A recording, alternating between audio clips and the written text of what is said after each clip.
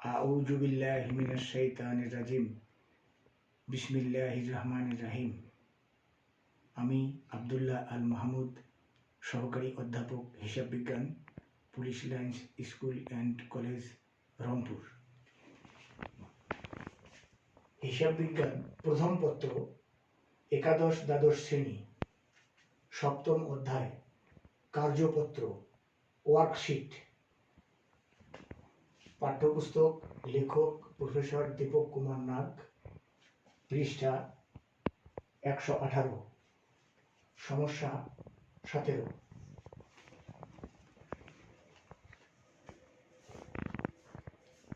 তুহা ট্রেডার্সের হিসাব বই থেকে 2018 সালের 31 ডিসেম্বর তারিখে প্রাপ্ত তথ্য নিম্নরূপ। রেওয়া মিল 31 ডিসেম্বর 2018, হাতে নগদ 20,000 টাকা, অগ্রিম বিমা 24,000 টাকা, সাপ্লাইজ 12,000 টাকা, সেবা আয় 2,20,000 টাকা, অফিস সরঞ্জাম 1,80,000 টাকা, পুঞ্জীভূত অপচয় অফিস সরঞ্জাম 18,000 টাকা, মূলধন 80,000 টাকা, বেতন 50,000 টাকা, উত্তোলন 20,000 টাকা, প্রাপ্য হিসাব 12,000 টাকা। অন্যান্য তথ্যাবলী: বেতন বকেয়া 10,000 টাকা, অফিস সরঞ্জামের উপর বার্ষিক 5% হারে অপচয় ধরতে হবে। বছর শেষে সাপ্লাইজ মজুদের পরিমাণ 8,000 টাকা, অগ্রিম বিমার মেয়াদ উত্তীর্ণ হয়েছে 20,000 টাকা। করণীয়: ক, অফিস সরঞ্জামের বার্ষিক অপচয় এবং নিট অফিস সরঞ্জামের পরিমাণ নির্ণয় করো। খ, প্রয়োজনীয় সমন্বয় দাখিলা দেখাও। গ, উপরিউক্ত বিষয়গুলো হতে 10 কলাম বিশিষ্ট কার্যপত্র তৈরি করো।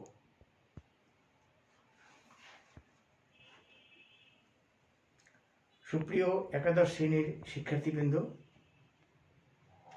কার্যপত্র অধ্যায়ের একটি সৃজনশীল প্রশ্নের সমাধান আমি তোমাদের উদ্দেশ্যে ব্যাখ্যা করব।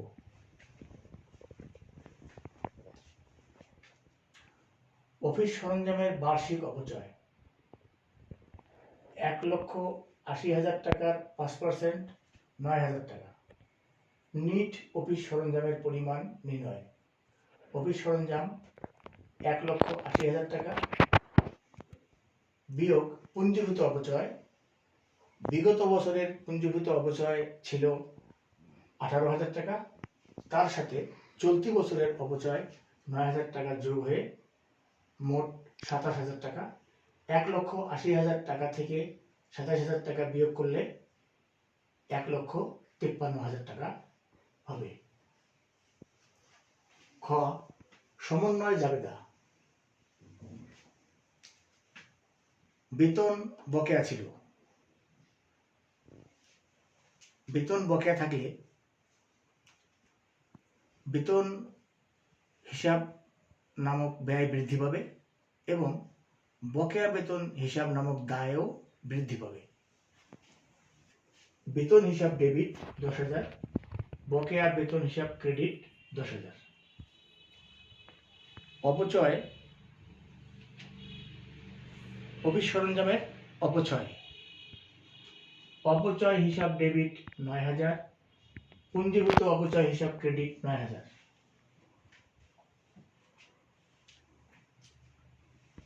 সাপ্লাইজ খরচ হিসাব ডেবিট 4,000, সাপ্লাইজ হিসাব ক্রেডিট 4,000। বিমা খরচ হিসাব ডেবিট 20,000, অগ্রিম বিমা হিসাব ক্রেডিট 20,000। কার্যপত্র 10 ঘর বিশিষ্ট। কার্যপত্র তৈরির 5টি ধাপ রয়েছে। প্রথম ধাপ রেওয়া মিল, দ্বিতীয় ধাপ সমন্বয়, তৃতীয় ধাপ সমন্বিত রেওয়া মিল, চতুর্থ ধাপ বিশদ আয় বিবরণী, পঞ্চম ধাপ আর্থিক অবস্থার বিবরণী।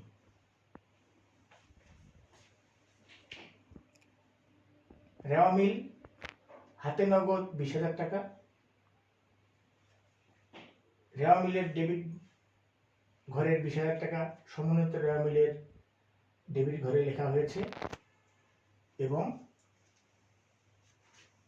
হাতে নগদ একটি সম্পদ বলে আর্থিক অবস্থার বিবরণীর ডেবিট ঘরে লেখা হয়েছে। কার্যপত্রে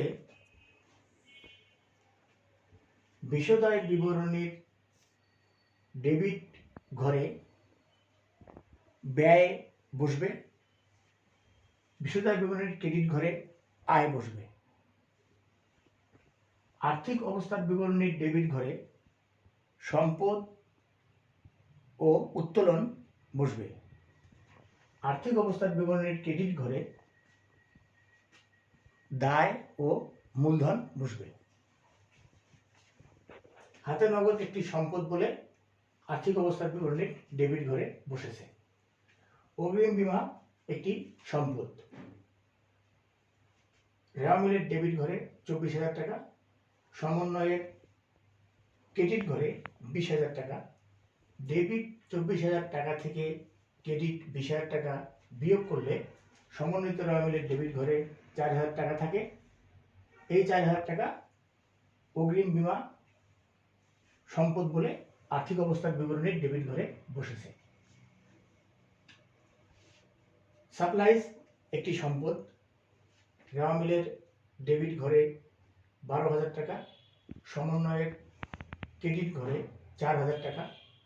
ডেবিট থেকে ক্রেডিট বাদ দিলে সমন্বিত রেওয়া মিলের ডেবিট ঘরে 8,000 টাকা। সাপ্লাইজ একটি সম্পদ বলে আর্থিক অবস্থার বিবরণীর ডেবিট ঘরে 8,000 টাকা লেখা হয়েছে। সেবা আয় একটি আয়। আয় বিশদায় বিবরণীর ক্রেডিট ঘরে বসবে। সেবা আয় রেওয়া মিলের ক্রেডিট ঘরে 2,20,000 টাকা, সমন্বিত রেওয়া মিলের ক্রেডিট ঘরে 2,20,000 টাকা। বিশদায় বিবরণীর ক্রেডিট ঘরেও সেবা আয় রেওয়া মিলের ক্রেডিট ঘরে 2,20,000 টাকা, সমন্বিত রেওয়া মিলের ক্রেডিট ঘরে 2,20,000 টাকা। বিশদায় বিবরণীর ক্রেডিট ঘরেও 2,20,000 টাকা। অফিস সরঞ্জাম একটি সম্পদ। রেওয়া মিলের ডেবিট ঘরে 1,80,000 টাকা, সমন্বিত রেওয়া মিলের ডেবিট ঘরে 1,80,000 টাকা। আর্থিক অবস্থার বিবরণীর ডেবিট ঘরে 1,80,000 টাকা। পুঞ্জীভূত অপচয় একটি বিপরীত সম্পদ হিসাব। রেওয়া মিলের ক্রেডিট ঘরে 18,000 টাকা, সমন্বয়ের ক্রেডিট ঘরে 9,000 টাকা। রেওয়া মিলের ক্রেডিট ঘরের সাথে সমন্বয়ের ক্রেডিট ঘর যোগ হয়ে সমন্বিত রেওয়া মিলের ক্রেডিট ঘরে 27,000 টাকা। বিপরীত সম্পদ হিসাব আর্থিক অবস্থার বিবরণীর ক্রেডিট ঘরে বসবে। আর্থিক অবস্থার বিবরণীর ক্রেডিট ঘরে 27,000 টাকা। মূলধন মালিকাসত্ত্ব বৃদ্ধি করে। মূলধন আর্থিক অবস্থার বিবরণীর ক্রেডিট ঘরে বসবে। রেওয়া মিলের ক্রেডিট ঘরে 80,000 টাকা, সমন্বিত রেওয়া মিলের ক্রেডিট ঘরে 80,000 টাকা। আর্থিক অবস্থার বিবরণীর ক্রেডিট ঘরে 80,000 টাকা। বেতন একটি ব্যয়। রেওয়া মিলের ডেবিট ঘরে 50,000 টাকা, সমন্বয়ের ডেবিট ঘরে 10,000 টাকা। ডেবিট যোগ হয়ে সমন্বিত রেওয়া মিলের ডেবিট ঘরে 60,000 টাকা। বিশদায় বিবরণীর ডেবিট ঘরে 60,000 টাকা। উত্তোলন মালিকাসত্ত্ব হ্রাস করে। উত্তোলন আর্থিক অবস্থার বিবরণীর ডেবিট ঘরে বসবে।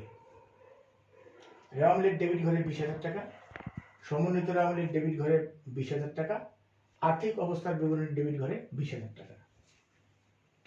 প্রাপ্য হিসাব একটি সম্পদ।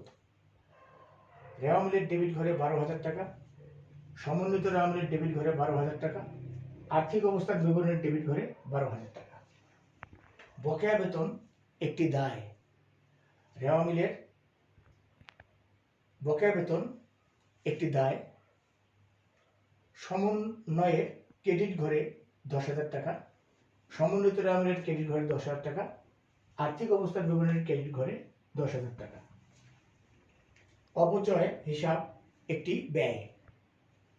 সমন্বয়ের ডেবিট ঘরে ৯,০০০ টাকা, সমন্বিত আমলের ডেবিট ঘরে ৯,০০০ টাকা, বিশদায় বিবরণীর ডেবিট ঘরে ৯,০০০ টাকা।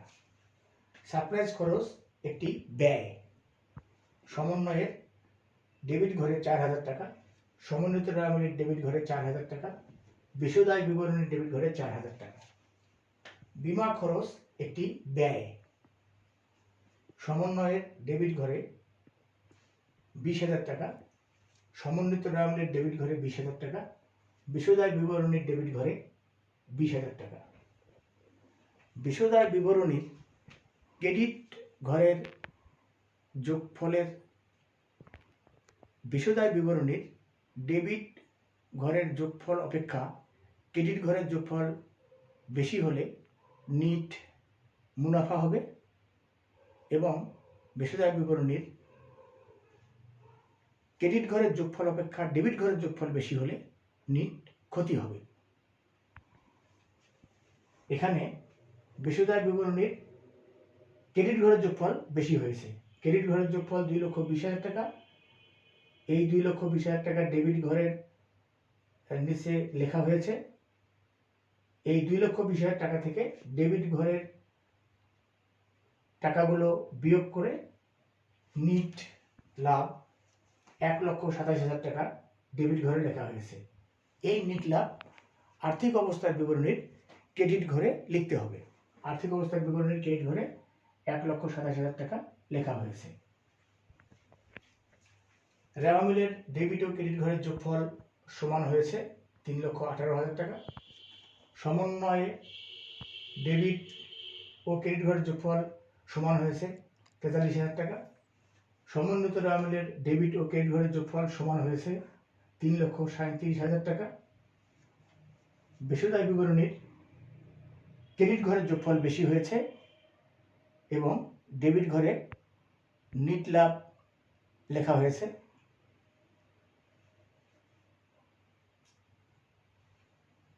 আর্থিক অবস্থার বিবরণীর ডেবিট ও ক্রেডিট ঘরের যোগফল সমান হয়েছে 2,44,000 টাকা।